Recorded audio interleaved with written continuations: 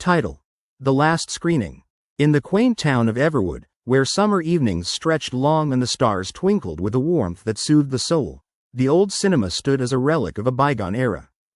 The Everwood Theatre was a crumbling, picturesque building adorned with peeling paint and forgotten marquee lights.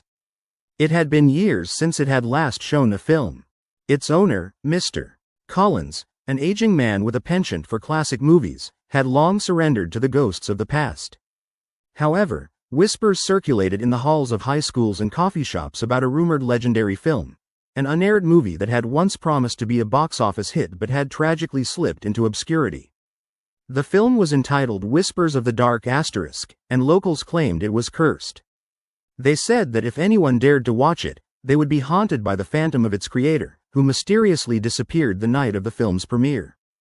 Despite the warnings, curiosity drifted through the youth like smoke from a campfire, growing more intense each week. As summer turned to fall, four friends, Ava, Jake, Mia, and Liam, found themselves sitting in the shadow of the old theater, their faces aglow with the flickering light of their smartphones as they shared eerie stories about the film. "There's gotta be a copy somewhere, right? I mean, people post illegal downloads online all the time," Liam said, a mischievous glint in his eyes. "Are you really considering it?" Mia asked, glancing at him with a mixture of fascination and hesitation. "What if the stories are true? What if it's really cursed? Come on, it'll be fun.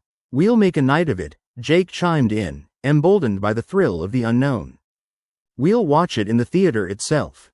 How wild would that be?" And so, with a sense of reckless adventure fueling their hearts, the friends decided to seek out the film. After a few late-night internet searches, they struck gold. A neighbor, a sprightly old woman named Mrs. Dunn, happened to have a dusty VHS copy of Whispers of the Dark tucked away in her collection. "If you really want it, you youngsters can borrow it," she offered, her voice warm but her eyes glinting with something unspoken. She'd heard the tales, too, but there was no trace of fear in her demeanor. That Friday night, the four friends gathered at the theater, their hearts racing with a concoction of anticipation and dread. Ava's hands trembled as she adjusted the projector, Liam fidgeted with the sound system, and Jake busied himself by finding the perfect seats. Mia sat, gazing at the blank screen, a shiver creeping down her spine as she thought of the things lurking in the dark corners of the theater. Finally, the film began. The grainy footage flickered to life, and the room filled with the creaking sounds of an eerie, haunting score accompanied by shadows that moved across the screen. The film had a supernatural feel, depicting a small town cursed by its own fears, a reflection that nearly mirrored their own lives. As the story unfolded, strange occurrences began to resonate all around them.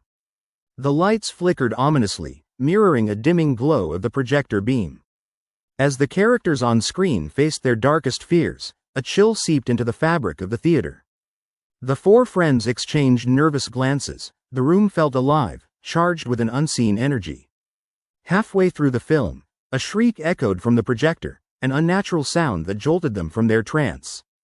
Then the screen exploded with static noise, causing each of them to jump in their seats. The film paused abruptly, and through the heavy silence, the friends could hear a whisper, soft yet piercing, as if carried on the winds of the past. "Turn back, it's not too late." Panic surged through Mia's chest. "What was that? Did you guys hear it?" "Probably just the old equipment," Jake replied, though his face suggested otherwise. They attempted to turn the projector off, but nothing responded. It was as if the machinery had a life of its own, unyielding to their touch, determined to continue showing the film. Sinking into their seats, they reluctantly watched as the film resumed, revealing a scene of apocalyptic destruction, terrifying forms emerging from the shadows to reclaim the land.